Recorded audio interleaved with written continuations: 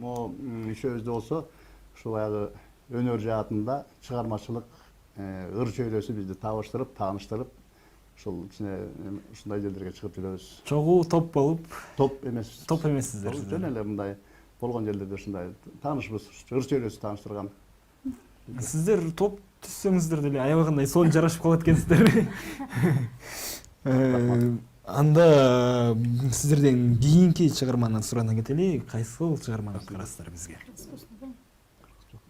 Гөлгөз. Кыз. Доноч.